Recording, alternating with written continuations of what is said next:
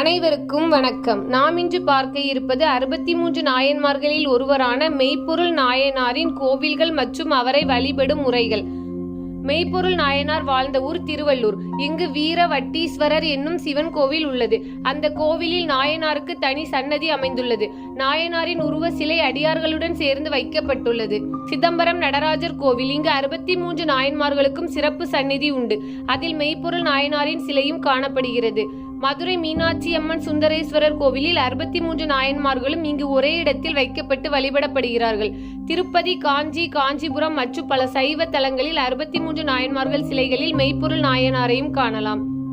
திருவள்ளூர் வீரவட்டீஸ்வரர் கோவிலில் நாயனாரின் சந்நிதியில் மலர், தூபம், தீபம் வைத்து வழிபடலாம். நாயனாரின் பெருமையை பாடும் திருத்தொண்டர் புராணத்தை பாராயணம் செய்வது நல்லது.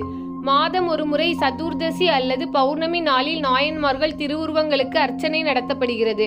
அப்போது மெய்ப்பொருள் நாயனாரும் சிறப்பாக வணங்கப்படுகிறார். ஆடி மாதம் அல்லது ஆவணி மாதத்தில் மெய்ப்பொருள் நாயனார் திருவிழா நடத்தப்படுகிறது. அப்போது பஜனை, திருவிளக்கு பூஜை, அன்னதானம் போன்றவை நடைபெறுகின்றன.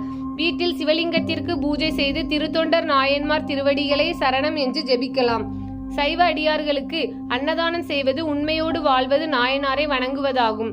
சத்தியத்திலும் உண்மையிலும் நிலைத்திருக்கும் வலிமை கிடைக்கும். வாழ்க்கையில் நேர்மையும் நல்லொழுக்கமும் வளர்ச்சி அடையும்.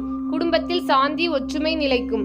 எளிதாக சொன்னால் மெய்ப்பொருள் நாயனாரை வணங்குவதற்கான சிறந்த வழி உண்மையோடு வாழ்வதே.